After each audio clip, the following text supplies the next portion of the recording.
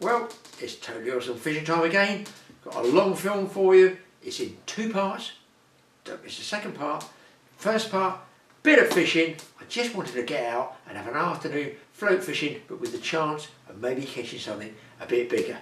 Here's how it went.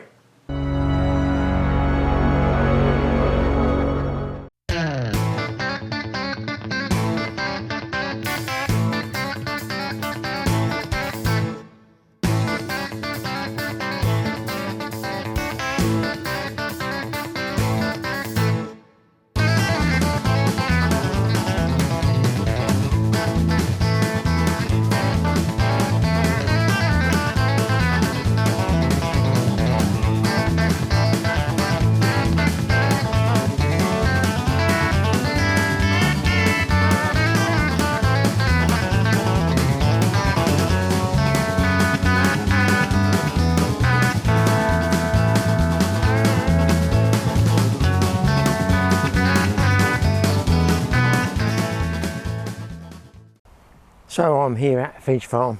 I've just gone 1 o'clock. I put my gear down, thrown a little bit of bait in. All I'm going to fish with is a float on the inside with an 8mm pellet and chuck a couple of bits of luncheon meat out. I might get a catfish, or who knows, might get lucky. They'd be very lucky. You can see it here, this is a catfish lake. Featured with us many times. They cut all this down now. They've got not a match, but they've got a group booking on it tonight because it's small enough, goes around there a little bit. You know, 4, 5, 6 anglers might be able to book it between you. And I've got it here for about 5, 6 hours, something like that. And that'll be enough. So what I've done, I've chucked some bait down there and some pellets down there. Scattered a little bit on the edge of the lilies, I imagine that's where the catfish are going to be. I'm going to put a luncheon meat there and luncheon meat there and just trust to luck. I'm hoping I might be able to pick some small fish off here. Ground bait's gone in, but what I'm going to do is dip the in the dreaded brown solution, the old Pacific tuna. Actually, I've just seen a float over there in the weeds.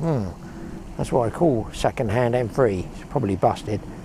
I'm going to dip the luncheon meat in that, which might seem a bit peculiar because luncheon meat sort of got its own fatty flavour and everything, but I've done so well with that stuff, dropping the whole bag of boilies in there, that I feel I've got to try it. And I'm just using the 8mm cell pellets, which I don't know, I've used them twice and they've been really good. I'm not selling them, I'm just saying I've used them twice. Ordinarily I'll be using trout pellets, but I feel I've got to give them a good go. There's something that's telling me they could be really good. Right, waggler float. Got a waggler float. Now there's a tip. I'm for everlasting snapping these waggler floats, and what I've done, you can't glue the top there, you can't glue the top onto there, it's not going to happen. I've got a piece of valve rubber, obviously a little bit a different diameter, tighter than these two, stretched it over, and look, that's a broken float. Look at it, you can see it's broken. I've still been catching fish on it. You know the old saying, make do and mend, and money saved is money earned. I love it. I'll tell you what else I love. I love seeing those bubbles down there. Now they could just be tiny fish, I don't know, but I don't feel they're catfish. I've got a feeling they might be bream. So I've got my catfish bait, which is a piece of hairy luncheon meat, but I'm going to shorten that up a little bit. I probably made that a little bit too long, the hair on that, so I just wind it round and round the hook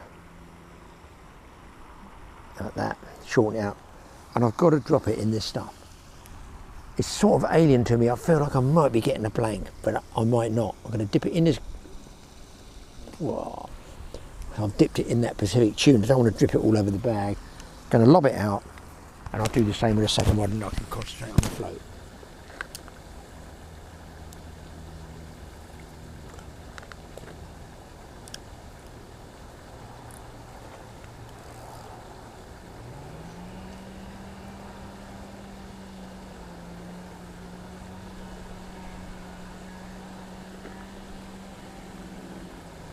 So, set up now, people. Oh, whoopsie, one little beep. I've said before, sometimes one beep, it doesn't bother me. It could be a puff of wind, it could be a piece of rubbish, grass or weed on that piece of line there, pushing against it in the wind, just as one beep. It could be a fish brushing. That was a carp come up, I think, there. It could be something brushing that line as it swims past, because it's up in the water, don't forget. Just a single, so I'm not too worried about single beeps. Obviously I'm going to watch it for a little bit. 2 beeps, either dropbacks or pull-ups, I'm more interested in. But a single beep, generally I find, just tends to be a random thing. So I've got my float rod down here. You probably won't see it with this camera. It's just really, really close. I'll put some of those activated cell pellets in there again. I think possibly 8mm is a bit big, but what can you do? That's either that or maggots. Now look at this lot, guys. If you can see these bubbles there, that is surely, I saw some fish scattering, and then I saw massive load of bubbles come up, and over on the left there another load come up. I don't think they're carp feeding on the bottom. I think that's where a catfish has nailed one of the smaller fish and it's just stirred up the mud on the bottom. No bites. I've had one bite, haven't I? And the bubbles are still popping there. It's definitely not. I think that's a catfish that's digging around there. A couple of beeps on these two, but as yet nothing of a real positive take. I will say it's completely pleasant here at the moment. It'd be nice to come out of this with one fish, maybe a bream or something like that. Catfish would be manna from heaven almost. But I can't say it wouldn't happen because I don't know myself half the time. They're funny creatures, these catfish. One minute they're on, next minute they're off, and you can't really tell what's the best catfish day. Today should be a good day for fishing. Look, up there, plenty of cloud, high pressure, no rain, very dry. And a ton of bubbles around my float. So this might be a bit of a tip to you. I'm using banded pellet. Yeah. That's these 8mm pellets. So I've got my hook here, I've got my little banding machine, I've got my pellet stretcher, if you like, band stretcher.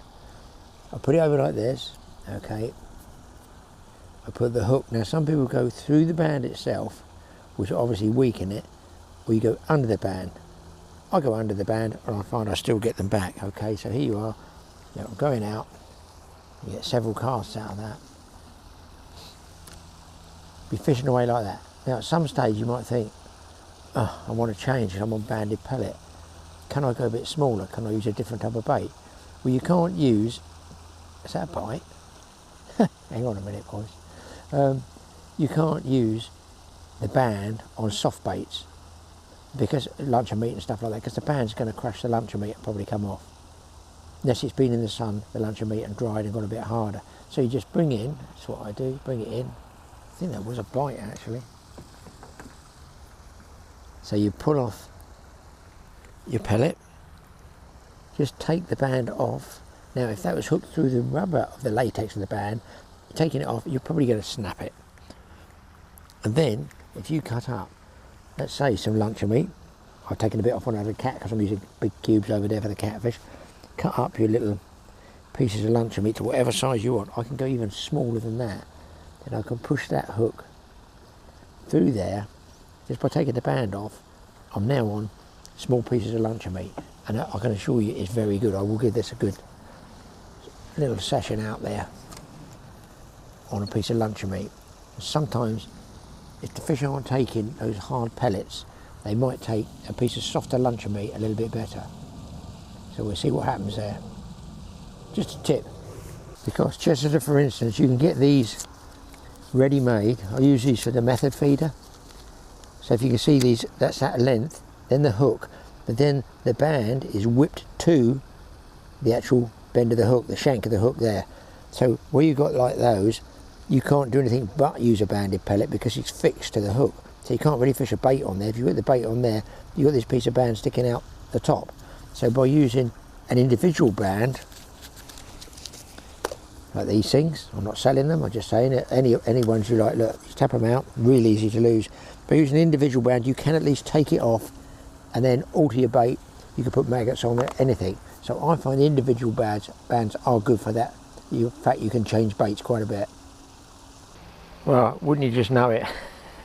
I put that tiny cube of luncheon meat on. No bites, no bites, no bites. Looking around, I think, where's my float gone? I lift into it, a big fish, has to be a catfish on that tiny weensy bit. And I think it's just hooked in the edge of the rough edge of their mouth, which is like sort of raspy and that. Played it for a bit. I'm on again. Oh, what have we got this time? That was the camera, guys. Camera's in the mouth. Ah, that's a change to lunch and meat. Save the flank. Now that previous fish was a really big one, guys. That was a catfish. This one is a...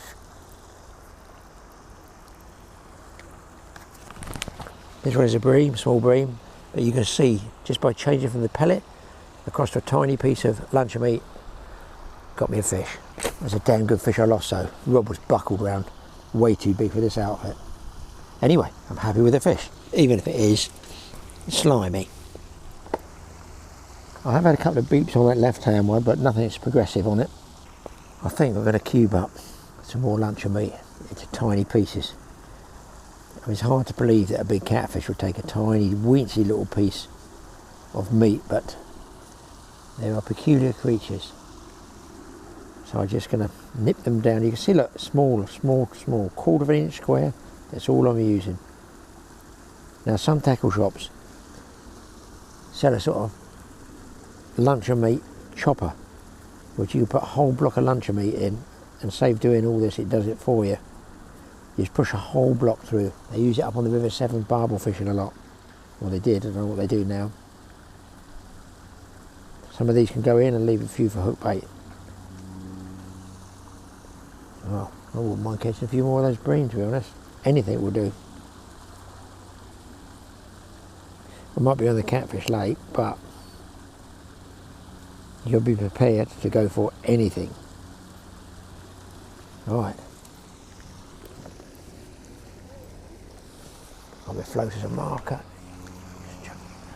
Just going to spray them in a sort of 3 foot area. So they've got to move around a bit to get them.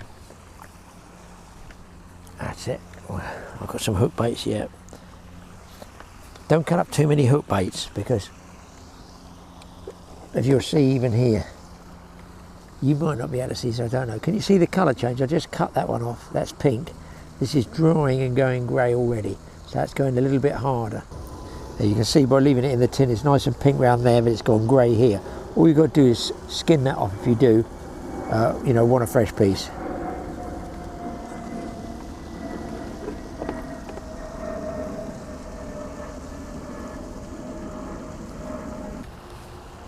Another fish on, guys. It is indeed another bream. It's a sort of swinger. Just a small one. Just goes to show, maybe it's them that's making the bubbles. So maybe the change from hard pellets to softer meat has made a bit of a difference. Well, it has made a bit of a difference. Not a lot of bubbles coming now. The wind's picking up a bit. It's all looking a bit ominous. That's not in the right place. I've got to get it just in that shadow line. Where's the float? Closer. There. Now, if there's a bit of a breeze, I tend to shake a little bit. You saw me just flick the rod, shake it. A little bit of line off to allow for the belly against the float, otherwise it's going to pull it right under the water, and it's down on a tiny pip and you won't know particularly whether you get a bite or not. Because this way I've got about an inch of float sticking up there and a little bit of slack between the rod top just laying down. Obviously when I pick the rod up to strike, I've still got, you know, 2 feet, that's all, before I come tight. Just struck, I've missed another fish, and an absolute mega amount of bubbles came up just after I struck. That's about the 3rd time I think that's happened. I'm wondering if I should bring this rod in here and rotate them, put that one just there and this one just drop it down there. I'll put the bait down there. If there's a lot of little fish around there, even if I'm not catching them, those catfish are going to be poking around. That's definitely catfish bubbles. A massive, massive swirl came up and bubbles as I struck. I think it was after the fish that I struck. I think we'll play a hunch and just drop this one in close there.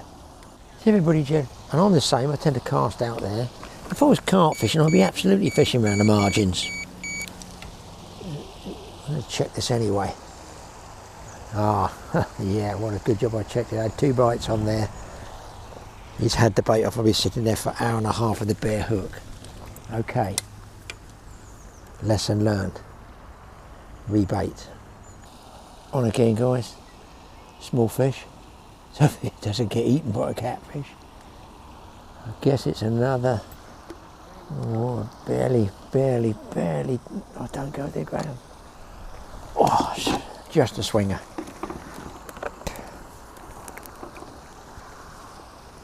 Another bream. Slightly darker one, this one. Let's get him back.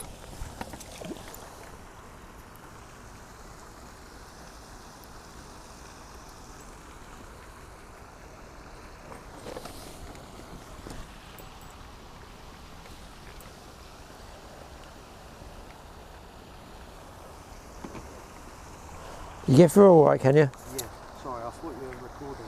I've got it running, but just in case I catch anything. But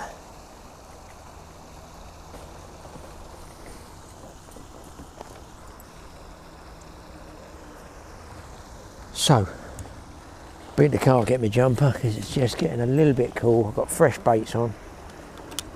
Oh, it's going again. That float's going again. Oh, look at this! Look! I can't even get the other catfish bait rigged up. I only want to drop it in close. I'm going to dip it in this juice, just like that. Oh, the float. And I just want to lower it. There. I'll give it a try for an hour there, I think. The other one I've just thrown out a bit away from the lilies. So I haven't had a bite close to the lilies at all. No takes, no beeps, no nothing. So we'll try that. Float's gone, float's up. I've got to concentrate on this float, guys. I've got a feeling there's cats down there as well somewhere. So, this one can have a heavier bobbin on because it's further back. Now I've taken them off bait runner and I've got it on straight on the reel. I'm going to put a very light float's still there. I'm going to put a very light bobbin on if I can find one in the junk heap here. Probably use a piece of silver paper. It doesn't get much lighter than that, does it?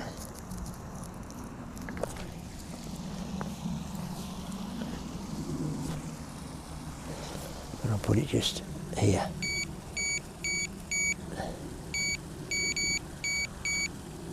There we go. Put the lid back on there. I wonder if there's crayfish in here and that's what's chewed that bait off those two, because they weren't real slamming sort of takes. They were beep, stop, they were short ones. I want to know what's down amongst those bubbles, that's what I'm after. Got hardly any ground bait left.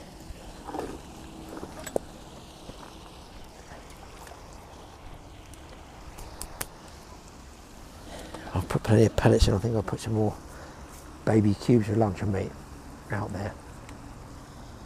See, there's bubbles coming up over there.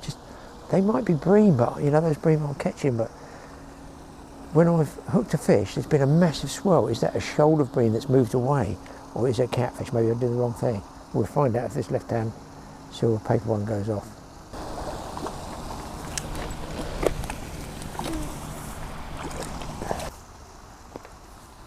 Those big swells of bubbles, absolutely, I feel have to be catfish. Or a catfish. Now whether he's eating those bream down there or digging around looking for bits of luncheon meat, I don't know. But this one now is right in there, so we'll find out. It's a risk. I could blank on that easily. Look. That's massive. That's not a bream. That's got to be a catfish digging around. I mean, should you go casting in there individually, like free-lining bits of meat or big halibut pellets into those bubbles and just wait, or maybe float fish there, I don't know. I know guys do catch cats on float fish in here. Dead baits, bits of half mackerel and squid and stuff like that. Well, a few more of those bream would be handy, but let's just see how we go. Got a couple of hours left, maybe 3. Hopefully. Nothing ominous in the wind. There's lots of little single bubbles popping up, and I believe they are bream. But when you get an absolute foam come up like that, there's something really big moved on the bottom. There you go. That was on the luncheon meat, and that's different. Is that different? Is that another bream? Well, I'm doing okay, certainly with the luncheon meat. Little tiny bits of luncheon meat. You got that tip, totally awesome tip. It's the biggest for the day, this one. That is the biggest of the day.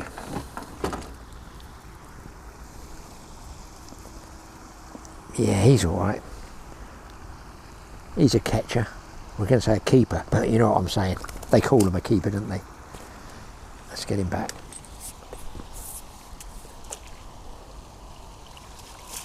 Well, getting a bit cool. I think I'm going to put the totally awesome lucky jumper on if I bought it, yeah. I don't want to get too chilled, and it could be lucky. This could be the big fish jumper. Let me get this on, or I won't get cold. Put the jumper on, the float's gone. I've got another one, guys. Oh, he's got the other line. He's got him a catfish line, has he? Oh, it's just a swinger. Well, maybe that was a catfish take. There you go. Lovely bar of silver. Tiny, tiny piece of luncheon meat. Take it out of the square, and I just turn it, tap it, so the hook point is on the actual outside rather than in the meat. Just my personal way of doing it. Everybody's different. I just go by, if that's how I caught the last fish, why change it? Saying goes, if it's not broke, don't mend it. Come on, let's see this big boy go off here. Big bad boy. Well, not too big, otherwise he's going through those lilies. Crikey, O'Reilly, that was a strike. I wonder if I didn't get a pair of lips back. Perhaps the lips are up the tree. Wowee, close range striking. I've found that, and you'll find it as an angler, any of you will find it, the faster the float goes under, for some bizarre reason, the faster you try and strike. I don't know why that should be. If you have a slow bite,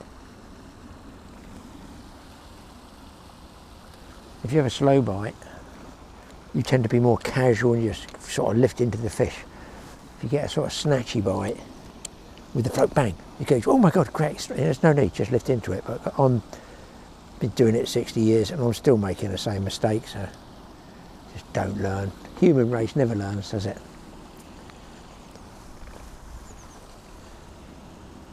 They seem to like those cubes of meat, tiny cubes, so the float's coming right up now. I tend to feel that where I've got a shot this far, here's the bait, here's a shot to stop it dragging.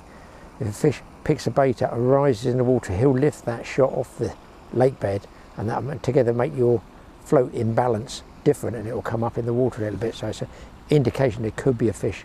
As that fish moves away, there it goes, as it moves away, it's going to pull it down. So the float rose first, just sits there, the fish is up here, he's lifted that light shot there, and as he moves away, then the float will go under like that, and you missed the bite. Happy days. But you got the principle, I'm sure. It did actually happen, as I said. It came up before it actually went under. I've got the camera on, guys. I've hit a catfish or a big carp. It's just stripped me out and bust me. A size 14 hook, can you believe? That's ridiculous. Tiny piece. I don't think I'd have done anything with that, just go on the hook link. It's powered me straight across there, no chance. I mean, there you are, I'm catching bream, tiny hooks, bang. Who would have thought a catfish or a big carp? It could have been a big carp. It just sucked that carp. I could see catfish, I don't know. It was a big fish. I didn't even turn the reel handle. Annoying. Well, I've had about a dozen of these bream now, guys. All pretty much the same size, so I guess that's where they were stocked.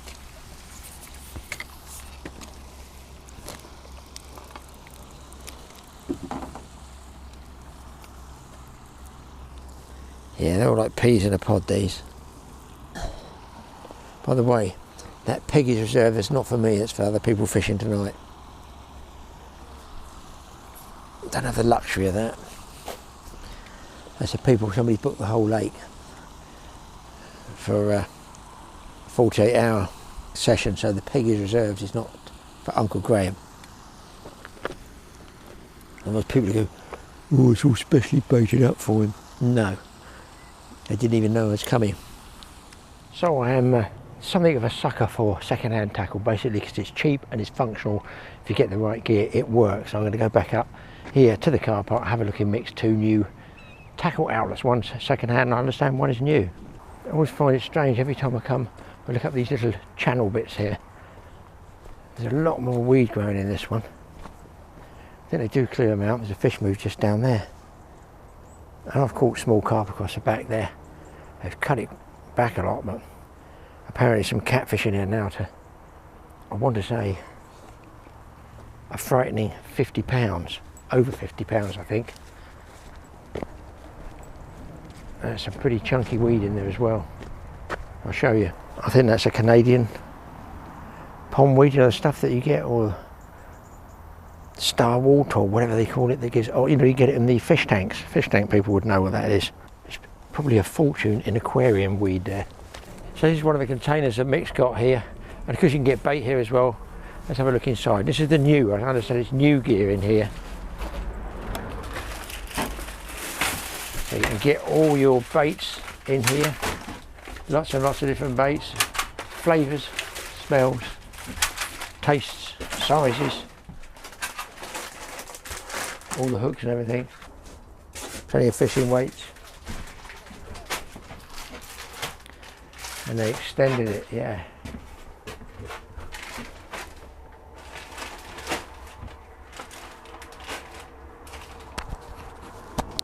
So you got a lot more stock than when I came last time. Yes, an awful lot more stuff. Yes. So he's doubled, he's joined them together, has he now? Catfish stuff's there, pike in the middle, and then there's spinners and stuff down the bottom.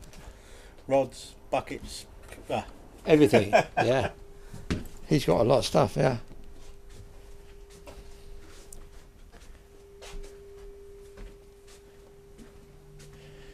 So if you want new gear, might be worth coming in. And they can give you advice on catfish gear, everything like that. There's an old pike there, look. They don't have any of these in there yet.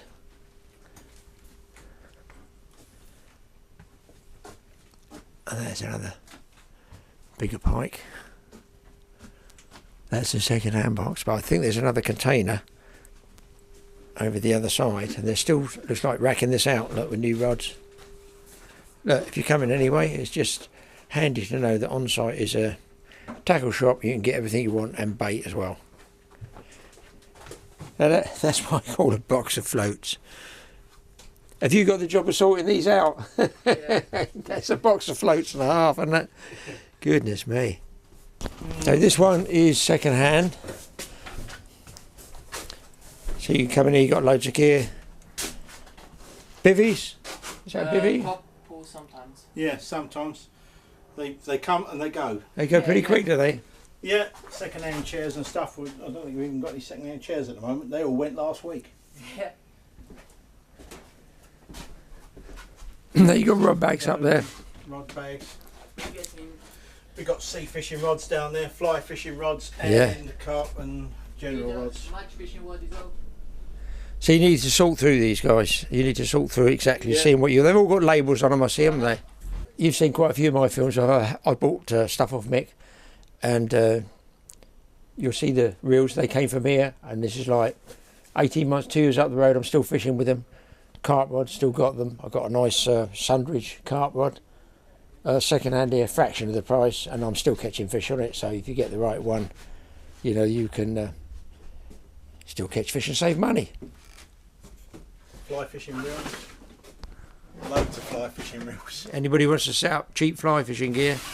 Loads of Fly boxes, and flies. I bet you've got thousands of them. Yeah, thousands of them. What's in this one? That's make your own stuff. Oh yeah, fly Feathers tying. and Anybody wants stuff, fly tying gear? It's worth coming just to have a poke around, guys, because you need to sort through all the stuff what's there. Yeah. Okay.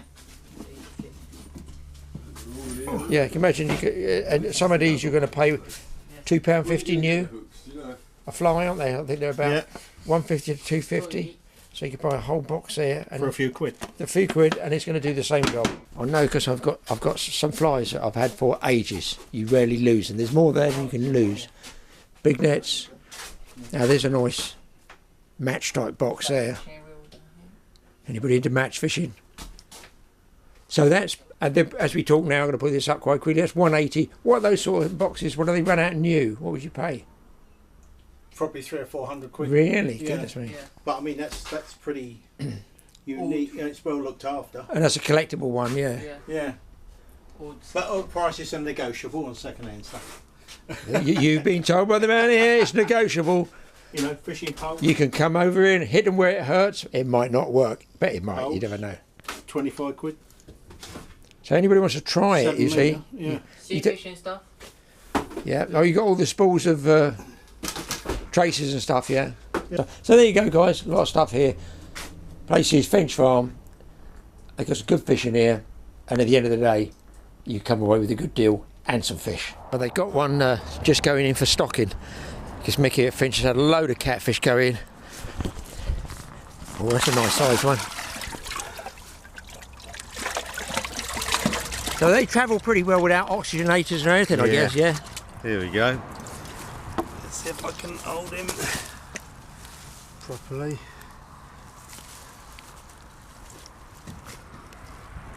And how long can you keep them like, I mean trout don't, you just look at them and they No, don't last, but I that's mean it. with no bubblers, Here we go. lovely job. He'll be fine. They don't need a huge amount of oxygen, but he's been in that tank for half an hour. Really? That'd be fine. So what I've got aerators, I'd have put him on there, but Yeah. I didn't think there was a need for this one. There you go. Brilliant, yeah, see, get me. About 16 pounds.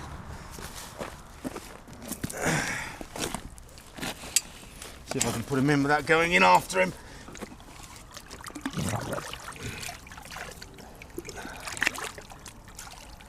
I mean, he's gone quick.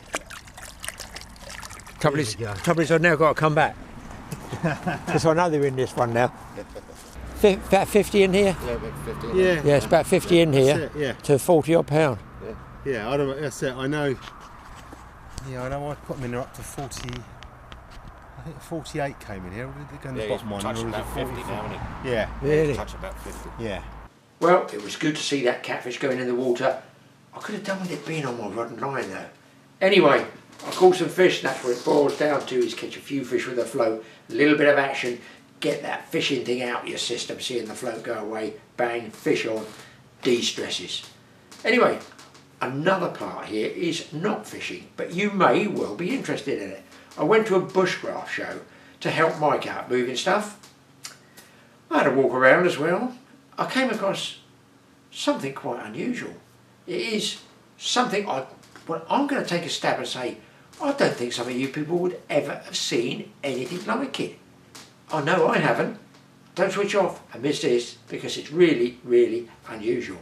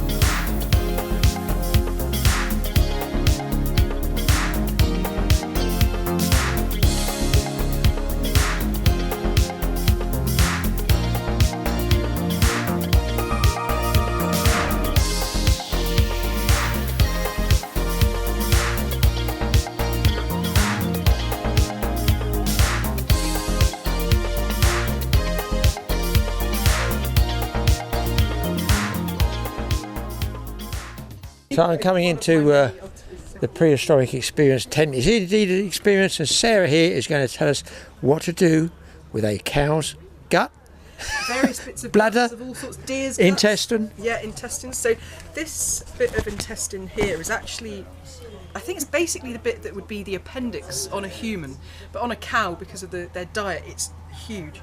And you've got two usable sections to it. It's closed off at one end, and so I've cut that bit off, and that's a one-piece bag that's mostly Storage? waterproof. Anything? Storage? Yeah, this has got pemmican in because it's mostly grease-proof. So that's what I've used those for. And then the rest of this, I haven't decided what I'm going to do with it yet, but probably some kind of waterproof coat. That's the plan. So how would you, I mean, to get to this stage you've got at the moment, what would you do? Tanning wise, or the same as a hide? Similar. You inflate them with air, so they're like a giant balloon, and you let them dry, and then tan them in tannin. This was actually from tea bags. I used huge numbers of tea bags, and the tannin soaks into the material over a number of weeks, and then you have to soften them. So you get them out and let them start to dry, oil them, pull and stretch and pull and stretch and soften them. So I've got 50 or 60 of these at home. Wow. And I haven't yet decided what I'm going to do with them. And then this one here, you can do the same with a lot of the other internal organs. So the sac that's around the heart, the pericardium, the bladder, the stomach. It's a really interesting technique. So you don't need to salt them or anything like that to preserve them. Well, salting is just a sort of stopgap.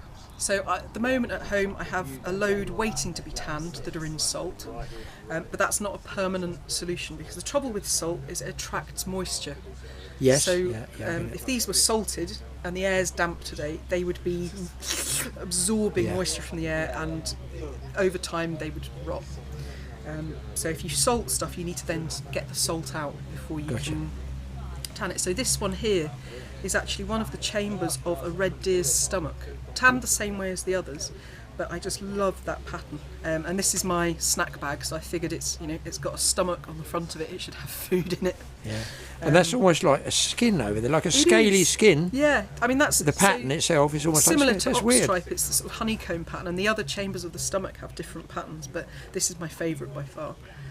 It's not the strongest thing, so sewing it requires some slightly different stitches with things that help spread the load and stop it tearing. What thread would you use? So on a lot of this, just for convenience, I've used artificial sinew, which is basically dental floss, but sinew, tendon would be the natural solution to it. It's just hard for me to get hold of decent sized bits. So historically just a travelling bag, if you were moving camp or something like that, to put stuff in, or if you're foraging? Have that with my snacks in. Yeah. All my dried and preserved food, things like these cured meats up here and pemmican. One of these has fruit leather in, one of them has pemmican.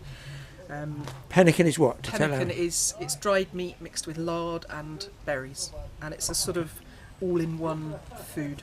It's not my favourite thing to eat, but you can live on it, and you can also use it as an ingredient.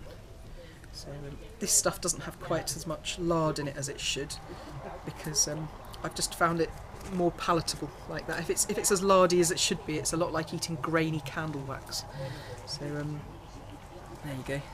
Dried powdered meat mixed with animal fat and berries, and it's got everything: protein, fat, vitamins, a bit of sweetness from berries as well. That would keep how long if you were a tribe travelling, for instance, What, the amount that's in there? Well, before it goes off, or would it not go off because it won't, because it's dry? As long as it stays dry, it doesn't go off. I believe, I can't tell you exactly where or when, but I believe they once found in America a cache of stuff that had been concealed there by one of the Native American tribes, and it was over 100 years old and still edible. I think it was in a cave or something, but as long as it stays dry, it seems to keep more or less indefinitely, especially if you put more fat in it than I've done. I mean, this is 2 years old. Oh really? So it keeps, yeah. You've certainly got a lot of interesting stuff here. This I'm going to say is a deer. Yeah, that's a Muntjac deer. We're very fortunate, really, in my bit of the country that we've got hordes of them, and I reckon they are the tastiest. They do say that, don't they? Yeah, they're really tender. We haven't actually got through much of it yet, but that's Muntjac meat as well, I think. Yeah. I've had a leg off that. So you've dried this as well. So Well, it's just dried by itself, really, by virtue of being hung in the fire. But when the or surface smoked? dries, Would you class that as smoked? it's slightly smoked, but it's just the surface that's dry, really. That won't keep indefinitely like that. But So it does if keep you the if you want to flies eat that, what would you do? How would you do? Take strips off it and then cook it, or? off. It depends how hungry I am. I really like to just take the back legs off and the big sirloins, or whatever you want to call them, the back straps there, and just throw them on the embers. I don't like. I hate tin foil. Don't like fanning around with wrapping things in leaves. So Yeah. if you throw things on the embers or just hang it on a stick over the fire, it's gorgeous. You have to. He's missing a leg, so I've seen he's been. Yes, we he's had that been partial. yesterday. It's gone. It's yesterday's We had meal. that It's gone. yesterday. It's lovely meat and it's really filling as well. So we're lucky to have it so easily accessible, really. And all these other items you got in here, collection-wise, how would you go about collecting them? I mean, not for Joe Public, obviously. He's Well- never going to be in the woods like you would be, but They just take a lot of time. Yeah. Not all of them have been made by me, but a lot of them have, and I suppose they've just taken a lot of years to accumulate. I can see the shape of those. But would it be different from a stone on the beach, which is an original one? It can be tricky sometimes, but these two are original. They're probably early Bronze Age scrapers, and we found these in a field. So there's a few clues that tell you that these were done by people, things you can look for. So when you hit flint, it's actually not that clear on that one, but when you hit flint, the shockwave spreads out in a cone, which means that at the top of a flake where it's been hit, you get a bulge, which then sort of peters out, and you sometimes even get ripples. So if a piece of flint has a bulb of percussion, I'm just trying to spot one that has a good bit on, but then that tells you most likely it was hit by a person. It doesn't mean it's a tool, it might just be a scrap. When you're napping, there are loads of waste flakes that end up on the ground. Sometimes though, people would use those waste flakes to make quick little tools for a little job, and then they'd throw it up. Perfect, there we go. So this here is where it was struck. I see. That yes. is the bulb of percussion, and you can see these ripples. So that's not a tool, although you could probably skin something with it if it was a bit sharper. But I could make this into other tools. So you find loads of, it's called debitage, it's the waste flakes. You can see it on that one as well. So the strike point was there, and the bulb of percussion has spread out. That can happen naturally, plough damage and things, but it's most likely by human hand. Yeah. Occasionally you get these flakes that are sort of perfectly round and perfectly dish-shaped, and you think that's got to be man-made, but what's actually happened there is the frost has done it. And the clue is you look at it and there's no strike point, there's no bulb of percussion. The water's got in there, and because of the crystal structure of the flint, as the water expands, it's just popped a section off. Blown it out, yeah. Blown it out. And they're one of the things that if you're going to find a flint tool, chances are you'll find scrapers more than anything else, more than arrowheads, definitely more than axes. You say it's used for scraping, that one, a lot. So what makes that more of a scraper than, say, an arrowhead or hunting design? Well, it's not. So that one would be used for hides, I'm pretty sure, because of the shape of it. It just works for that. Whereas this one, it's got corners, and if you were trying to scrape a hide, you'd end up scoring lines in the hide and create weak points, and it would tear, and you don't want that. I think this one was maybe for scraping either like plant fibres or maybe for taking the bark off arrow shafts or something like that. It's not for hides anyway, but we found 20 scrapers or more in a matter of minutes, because they'd pick up a discarded flake, make it into a scraper, takes a few seconds, and then when they were done with it, they'd throw it away. So the larger ones, what do some of these large ones do? They're roughly in sort of chronological order. So these ones are from the Paleolithic, and these are hand axes. Now all of these but one are sort of modern replicas that we've just made so we can hand them around. But this one is quite special. That's at least 1.5 million years old, and that's from South Africa. And I just love the idea that you're holding something that was handled by one of our ancestors that long ago. There's something really quite magical about it, and I love that I can hand this round to the kids. So hand axes are butchery tools, and they are brilliant. So this one here has been used to take apart a whole red deer, and actually between this and a modern metal knife, I choose this every time, because Really? it's slightly serrated, which means it's really good at cutting the tough fibrous bits you can hack with the point, which is good for getting the joints apart. So even though this has been used to cut up a big red stag, it's still sharp, it's still usable, and they're just wonderful tools. I absolutely love them. So those are Paleolithic. These are tools that were used by older species of human than us. And then we come into these ones. So this is a blade core. It's not a tool in itself, but it's a means of producing lots of tools. So each of these ridges is an opportunity to strike off a long parallel-sided or pointed blade, which can be turned into pretty much any tool you like. And these were used by humans like us. And you basically keep going round and round and round and round and round. And chipping off. Chipping off until all that's left is that. And the great thing with these is it freed people up to travel away from reliable sources of flint. So you could go to your good flint finding spot a couple of times a year, maybe prepare some blade cores, and then that's all you need to carry with you. Every time you want a new tool, you can just strike another one off. That's true, yeah. Pop it back in your backpack, and if you use it as a knife first, maybe once it's blunt, you can turn it into another tool, a scraper. That one is interesting because it's from the very end of the Bronze Age, really, and I love it because you've got flint knappers copying the shapes that the metal workers are making. So I like to think there's a bit of a story there of the flint knappers worrying about being outmoded, and they're sort of going, you know, mate, you don't need that shiny metal rubbish. You should, if you wanted an axe that shape, you should have said we can do that for you in flint.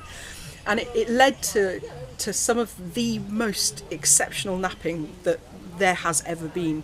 Unfortunately, this one's broken, but this is a replica of a dagger type from Denmark. The original, I think I'll probably pronounce it wrong, but it's called the Hingsval dagger, and these only really came about in the Bronze Age. And I think a lot of the time people were using copper or bronze tools to help aim the blow to do really accurate knapping. But it's just a thing of beauty, and you've got this plait work up, the stitch work up the handle. So this one, I believe, is more of again, it's a Bronze Age style one. So the fishtail one is specific to Denmark. I don't think they've really been found anywhere else. But this one is more the style that we occasionally find in Britain. It's like a beaker style dagger. And sometimes they had, probably, the handle was just bound with string straight around the flint, or you could put an actual handle on them. And it's one of those. What wood would they use? What sort of wood would they just like pine, or would they go for oak? I don't know. Whatever they had. I mean, there's not a huge number of examples known where the handle survives. So I see, because they rot out. Yeah. They rot out. And this is half of a young mammoth tooth, not a baby, but more sort of like an adolescent. So the full tooth would have been about this big. They only had about 4 teeth at a time, but the fully grown woolly mammoth teeth could be up to double the size. Massive, great things. This came out of the North Sea, so that's about 30,000 years old off the Dogger Bank kind of area. Well, folks, it's really interesting to see that prehistoric talk I had with Sarah, but I'm going to be having some prehistoric food. Total bushcraft style is here. It's the cooker off my boat. The cuisine is spaghetti bolognese, otherwise known as Bolognese, and in here I'll have everything I need for breakfast. In here I'm going to be decorating with a little light, dirty, nearly, cheese. Into that I should be cutting up some of this German sausage, put that there for the dirt, I can lay on there. And this is going to be one of my better recipes, spaghetti bolognese from a tin, cooked with the German sausage sliced up, decorated with the cheese that's grated and then melted on top of that, closely followed by a nice beer. So into the spag bowl I'm going to put sections of this German sausage. Now this was a recipe I concocted after having some of the wife's pasta bake, and it was pretty good, I have to say. But the idea is to cook the sausage and the spag bol all in together, it will heat up without burning and sticking it to the non-stick pan. No bushcraft evening would be complete without a can of hobgoblin. Now I don't know about you guys, but I can't really stand drinking beer out of a can. Sometimes it's just too gassy, so I'm using it in a teacup. It's not very bushcrafty, I know, but it is what it is. Please stop, don't overflow onto the plate. This is my American chair. You can see it has a full table, foamy beer, and bubbling spag bowl. The advert while you're here is, if you want a Mike's knapsacks, backpacks. Now what's the difference between a knapsack and a backpack? That's his own range, made in England. Contact him at TA Outdoors. There's a lot of bubbling going on there. Actually, there's a rock group coming on tonight over here. Eventually there's a rock group coming, so I mean that's really good. Here comes Mike, Emmy and Eve, who I don't know how she hasn't slept, but she hasn't. She is going to be absolute murder tonight. Mike thinks he's getting a good sleep when he goes in the B&B. I don't think so. Eve hasn't slept all day. There we go, people, look at this, look at this. You think I'm paying £8 for a burger or whatever, you dream again. What's that Italian pizza cheese? What's it called? Parmesan. No. Mozzarella. Mozzarella. That's what it was. And lightly sprinkle with a little or heavy, or actually a lot of mozzarella. Let that melt down in the middle at the predetermined temperature of burn. And I'm telling you, the last time I ate that was really good. Mike, on the other hand, is subsidising Chips. Chips and curry. Curry chip. Yeah, chips and chicken katsu curry on top of the chips, which is quite interesting. They say they're really tasty, those Yeah, chips. Yeah, the they are guys, really good. the log chopping guys over the back said they were good. Yeah. Yeah, that old cheese sticks well to the bottom of that. Yeah.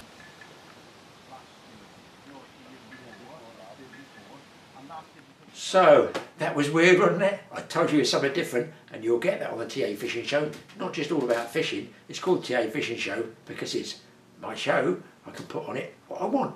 And I love doing little bits of odd bits, and I know a lot of you guys enjoy it as well. I personally found that quite interesting. Thanks to, here it is, Prehistoric Experience. Now, glasses on. They do ancient technology, bushcraft, and experimental archaeology. Courses and workshops for schools and the public. And they tell me, when you take that whole setup to a school, my goodness me, don't the kids ask some questions? And that's what they should be doing, asking and getting knowledge. Guys, I hope you got some knowledge from the cave, the tent cave, cave tent. Well, it's the biggest bivvy I've ever seen. And a little bit of float fishing. We'll see you in the next programme we got coming up. Who knows what it'll be, I don't even know myself. Thanks for watching us, and don't forget, subscribe buttons, beep, beep, TA Fishing, TA Outdoors, hit the notification bell, because half the time you can send me, because I don't know what I'm putting up, when I'm putting up. I've got 50 films backed up now, it's getting out of hand. I've got to start putting more up in 2 a week. See you next time.